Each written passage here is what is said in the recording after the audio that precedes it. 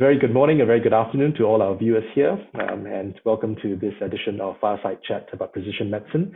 My name is Kon Yu Kwek, Senior Vice President of Clinical Development here at Hummingbird Bioscience, and we are very privileged and fortunate today to be joined by Professor David Thomas, who is a medical oncologist, and amongst the many hats that he wears, is also Chief Executive Officer of Omico, Australian Genomic Cancer Medicine Centre. Mr. Thomas, welcome to this Fireside Chat about precision medicine. It's a great privilege to have you here with us, and we look forward to hearing more from you. Thank you. It's a pleasure, Quan Yu. So first, Thomas, your work at Omico is particularly strategic in championing precision medicine in Australia. So maybe to start, could you tell us a bit more about Omico? Why was it set up and what does it do? Certainly. Well, we set up Omico back in 2018. We set it up as a non-profit company, and we set it up in order to create a permanent infrastructure to support national research programs, and in this case, in precision oncology. As you may know, or your listeners may know, but maybe they don't, Australia is divided into 8 states and territories, and each state and territory is responsible for hospitals, hospital-based care in particular. And areas of research that are high-tech, like precision oncology, typically get deployed through hospitals. So in order to essentially unite and take a national approach, we had to create a structure which would enable us to do that across all states, 8 states and territories. And in the course of creating Omico, as a non-profit company, our members were the members of the cancer centres in all states and territories. It also enabled us to be the recipient of federal funding for that initiative to set up the Australian Genomic Cancer Medicine Centre. And unexpectedly, perhaps, it also created a degree of flexibility in the way in which we work with industry in particular, because that corporate model, of course, is shared across both industry and the public sector, which we represent. Great. And really, I think, as you do your work, could you maybe just share with us the few pieces that are involved? So, we know that, the reason why it was set up, let's say on a day-to-day basis, could you maybe share what you do and what you are trying to achieve with this national initiative? Yes, certainly. Well, Omico as a company was set up to support access of Australians to precision oncology, certainly throughout the public, but also the private sectors. So what are we doing in that space? So we're doing 2 things broadly. The first thing that we're doing is providing genomic tumor profiling to identify treatment opportunities for patients with advanced and incurable cancers. And also, as a core component of that, we're working with industry like Hummingbird Biosciences to bring trials into the country, because it's a treatment on those trials that provide ultimately the benefit to patients and also in terms of knowledge advancing the field. The second thing that we're doing is trying to understand something about why people get cancer in the first place. And in that area, we're using genomics on blood samples to understand the genetic syndromes that many of us carry without realizing it, and which might cause an increased risk of cancer. And in parallel with that initiative, we've developed early detection programs using interesting technologies like whole body MRI scanning.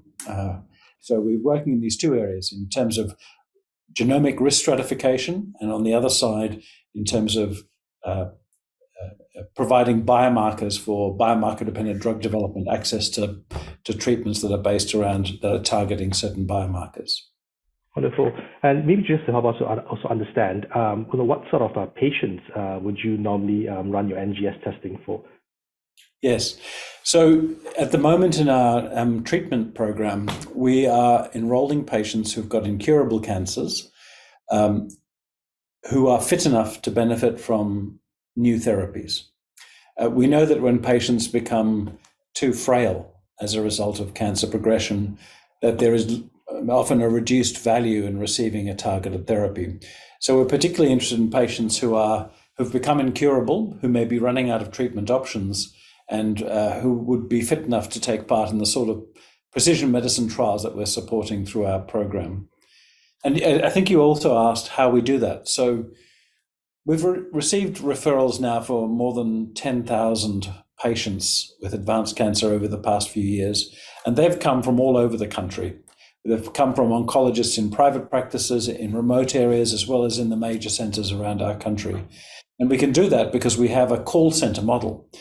The clinician will log online, refer their patient via a web portal, providing information, and then our team, without having the patient travel, organizes the consent, the data collection, and the organizing of blood specimens to be collected, but also tumor specimens to be sequenced. And then we get the results of that sequencing from NATA-accredited pathology laboratories that we work with. And then we use that sequence data, the molecular pathology, if you'd like, to then match the patient against the best trials, access to the best treatments that we can find. So that's the process. That's wonderful. Yeah, and it's really, I think, very strategic and very important in doing the testing to actually increase the access to patients of clinical trials. Certainly, I think, in routine clinical practice, often I think the recommendations tend to say that if there's no actionable target to be found, then the sort of recommendation is not to do the NGS testing. Yeah, but I guess in this case, having the ability to actually understand the patient's genomic signature would then enable them to sort of have access to particular trials, even though standard therapies may not be approved yet. So just wondering, in terms in your interactions with colleagues, what has the uptake been like for this NGS screening program? And I think in particular is the prospect study that you're running right now. Yeah, well, we've had, as I said, about 10,000, little over 10,500 patients referred. And they've come from more than 80% of Australia's practicing medical oncology community. There's about 500 medical oncologists in Australia, and perhaps 400 and something of those oncologists have referred patients at one time or another onto our program. And, in terms of what we've observed so far over the past 6 or 7 years, we've done an analysis to look at whether we're finding good drug targets and what fraction of the population. And our data today suggests that we can write out a recommendation for a treatment in about 2/3 of patients, regardless of cancer type. And in about 1/3 of patients, that recommendation is very strong. That is, the treatment that we are recommending, there is very good clinical evidence that it will benefit the patient. In our own cohort, that group of patients has about a doubling of survival if we can get access to the right drugs. So certainly the principles behind precision oncology are playing out in Australia just as they are and have done around the world elsewhere over the past 10 years. Wonderful. That's actually very encouraging to hear because, I think as you mentioned earlier, these are patients who don't necessarily have other options left. And then, with an NGS test is able then to find something which they may actually respond to. So actually on that note then, when would you recommend that oncologists send the samples of patients? Do you, for example, after debulking surgery where there's potentially lots more tissue or further on down in the patient's treatment journey? It's a complicated question, actually. So when we started the program 6 or 7 years ago, we recommended that the patients be referred once they got down to their last line of treatment, so that we were preparing the oncologist and the patient for when they had completely run out of standard care options. But I must say, over the past 6 or 7 years, we've also observed that a lot of those patients have progressed very quickly in their cancer journey, such that they haven't been able to benefit from the findings that we've made. And so to address that going forward, we're advising oncologists to refer the patient really as soon as they become incurable in their view, or are highly likely to become incurable. The reason why we're staying on the incurable side is that we cure about 70% of patients with cancer today in Australia. So a lot of patients have very effective curative therapies available to them, which don't depend upon genomic screening in most cases. Whereas we want to focus our resources and our energies on the patients for whom there's almost certainly going to be some implication, something that might help them with their treatment choices. So, but we want to get those patients as early as possible after they become incurable. So really at first line metastatic disease is where we would recommend receiving patients today.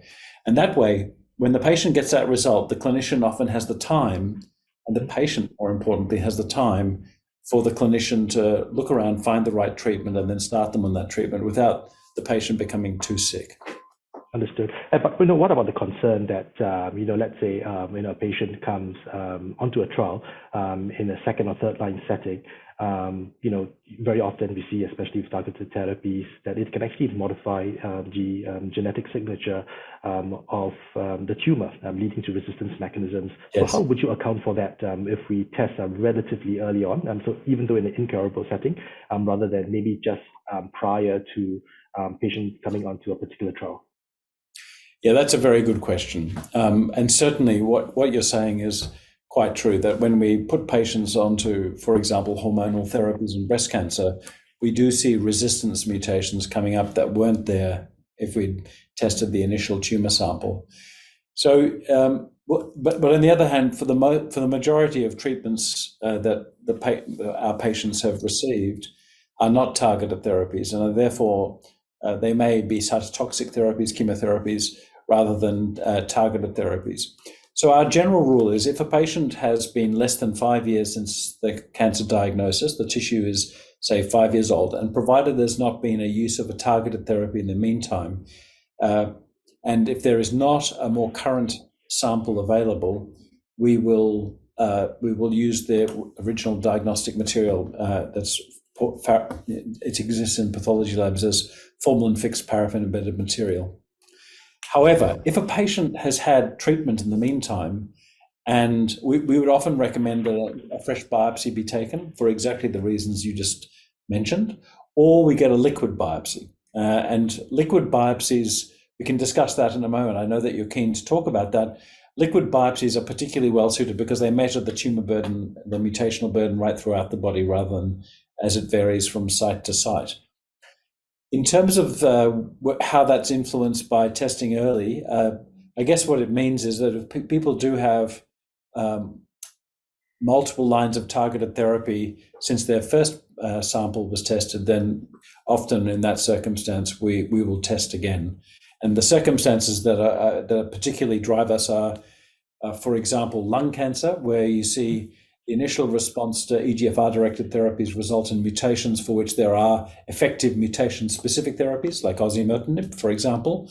And similarly in GIST, gastrointestinal stromal tumors, where KIT mutations may be sensitive initially to imatinib, but then become resistant. And then the resistance mutations may direct the clinician towards the choice of an agent which is effective against the resistance mutation.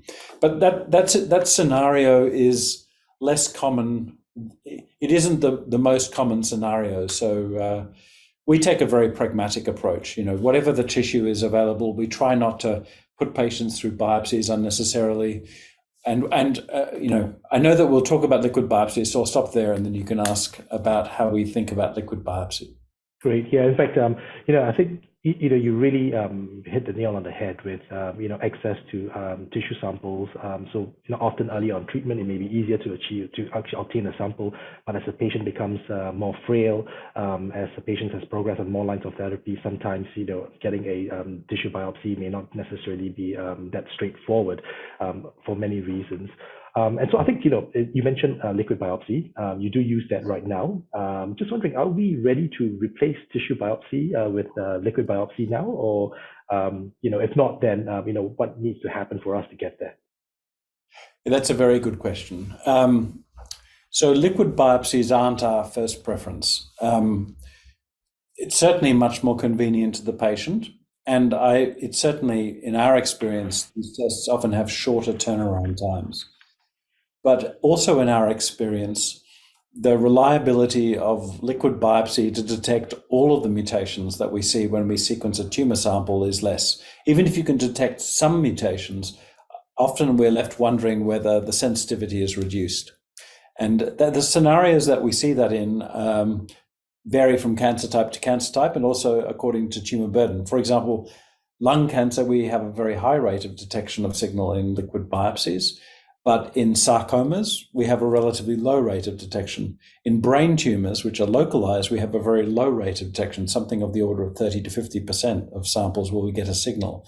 And we also see the scenario where we will actually see mutations in the peripheral blood, but we wonder whether we're able to pick up all of the mutations we would see if we'd done a tumor sample.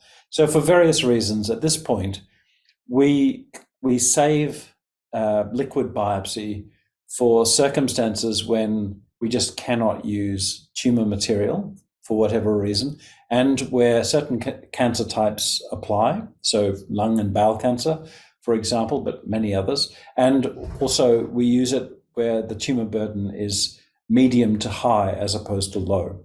We don't like to use liquid biopsy in somebody who has got minimal residual disease. For example, we'd often suggest waiting until we can be more confident that the test will yield an informative result. Great, thank you for sharing that. Yeah, and certainly, I think because of the technical limitations on liquid biopsy for the time being, it's probably not time to actually have it replace tissue biopsy for now, at least.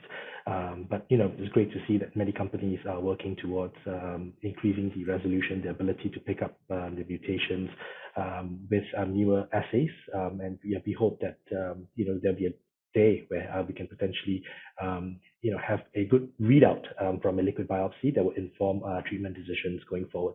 Certainly, I think this would be for the great benefit of patients. Yes.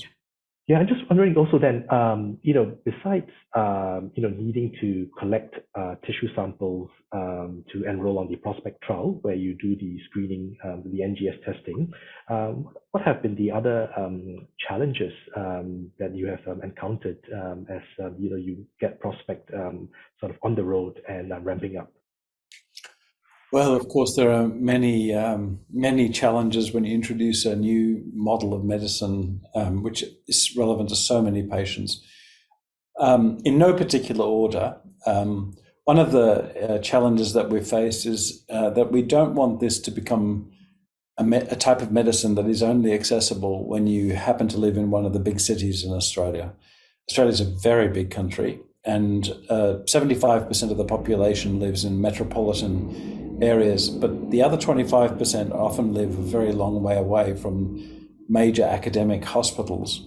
And so a lot of what we've been trying to do is make sure that patients from all over the country can get access to this sort of technology. And also, we want them also to access clinical trials. So we've been working very hard on building up a regional and rural cancer center network where patients and oncologists can access the technology in the same way that they can in big cities.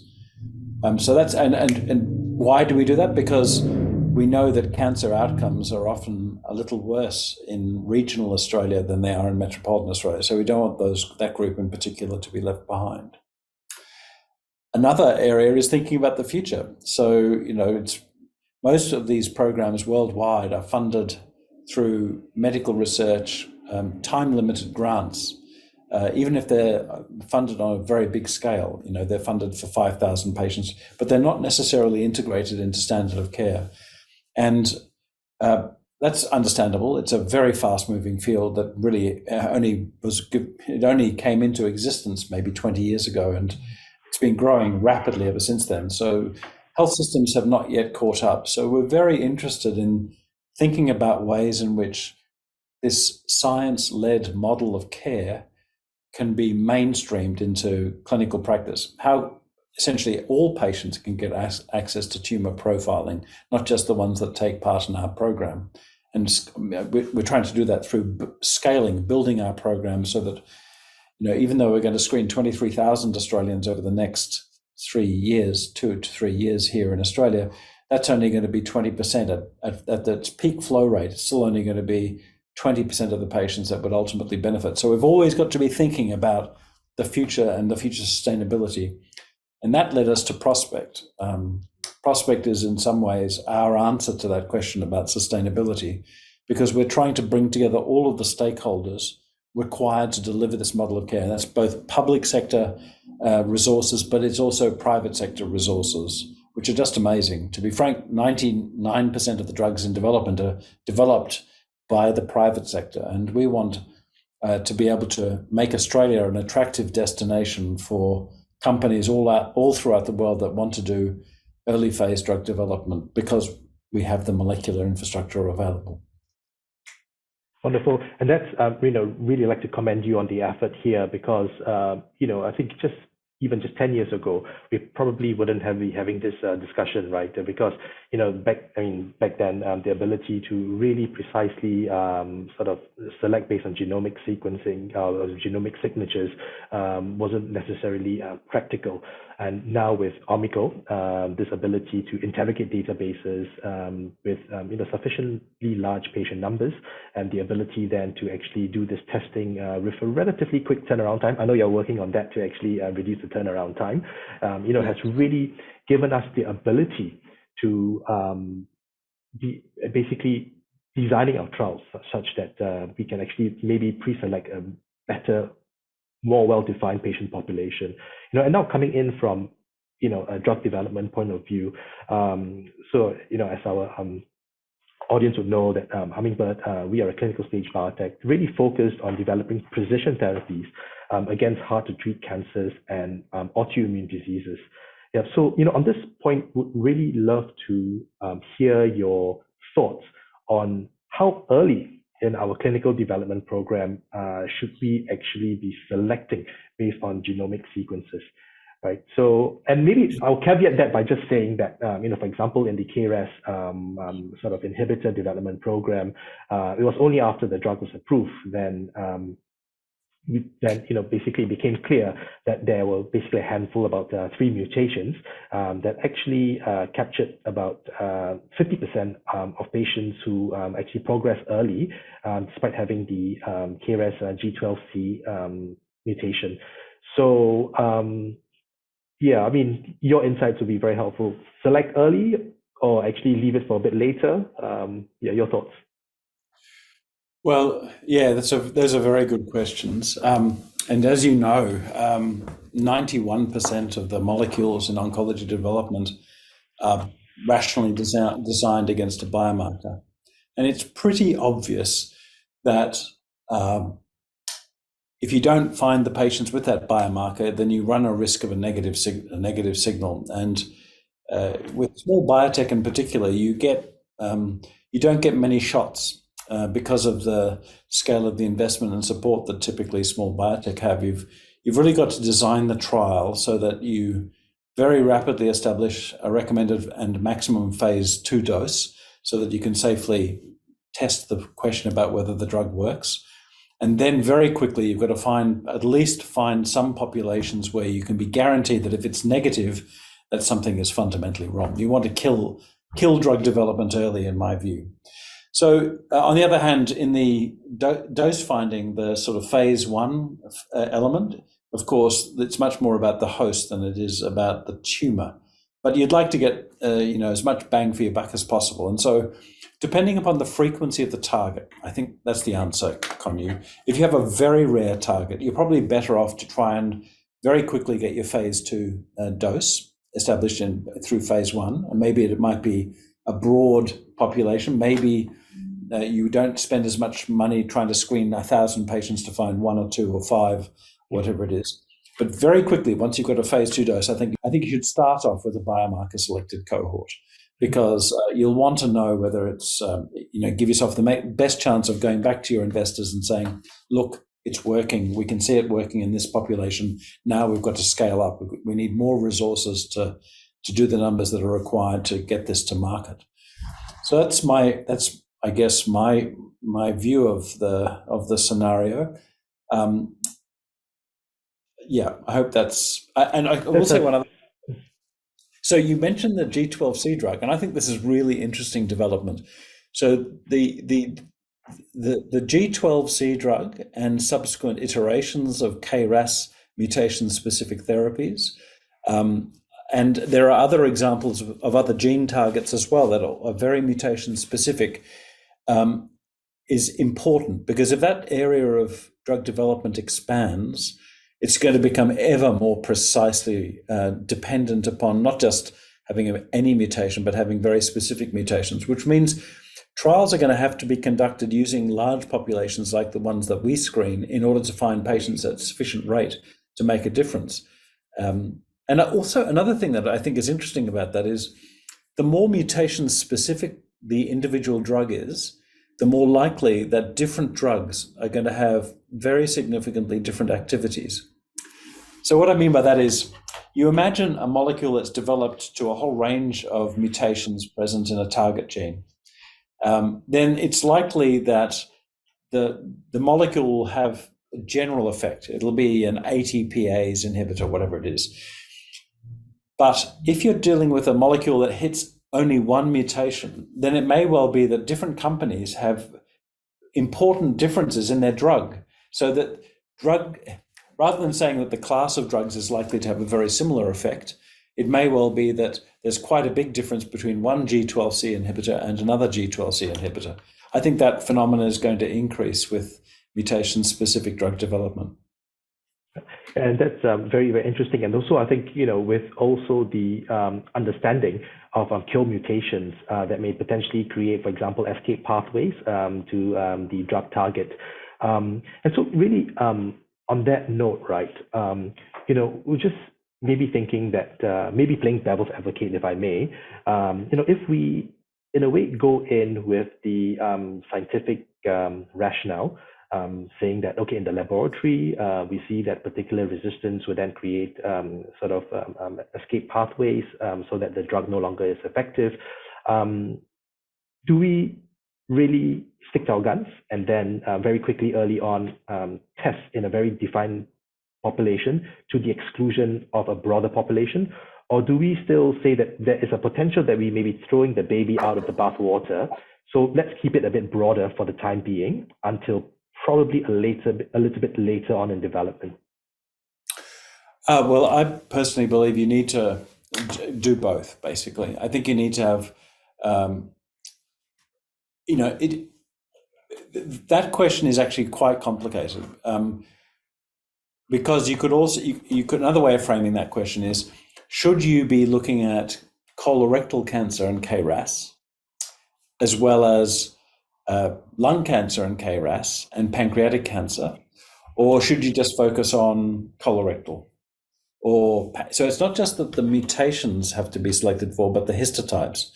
And it goes the other way around as well, because there are certain cancer types where the mutation frequency is so high that you could allow in both mutation-specific patients, but also more generally patients with other types of mutations so that you can begin to get signals that might be broader.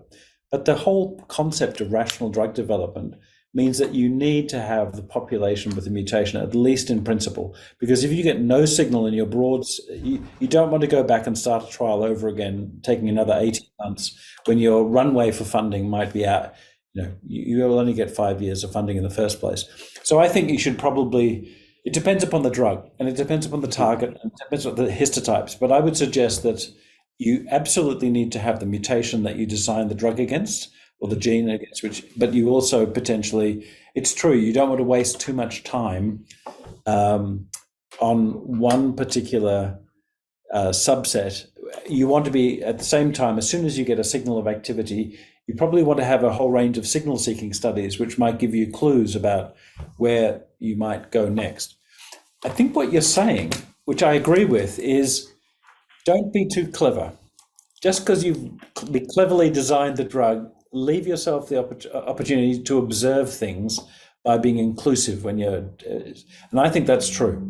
I think there are several examples where you see things that are unexpected in one group, but like melanoma and BRAF, but colorectal and BRAF is a perfect case in point. If you'd just done colorectal, you'd conclude that it didn't work. So you need to have done melanoma to. Fortunately, that situation, the frequency of BRAF mutations is so high in melanoma, it was inevitable, but yes. Indeed, and thank you so much for sharing this insights, Professor Thomas. Yeah, I mean, not an easy, question, and that means it's a very complex answer. In fact, that's why I've left it last to ask you this question. And also, I mean, it takes up countless hours here in Hummingbird as we discuss internally the approach to go forward. Certainly, we've got a very robust scientific team, and the challenges, how do we actually define a population? So, such as you mentioned, very early on, we begin seeing a signal, and then we have the ability to actually discontinue development programs if they do not perform as we expect them to. But obviously the counter argument then is, as you mentioned, I like a word, overly clever, right? If we are overly clever, sometimes we risk throwing the baby out of the bathwater. Yeah. So with that, Professor Thomas, it has been fantastic engaging with you. Extremely interesting, and also very, very invaluable. So thank you very much for sharing your insights. And to our viewers, thank you for joining us. I hope that you found it as helpful as I did. And until the next time, take care. Thanks very much.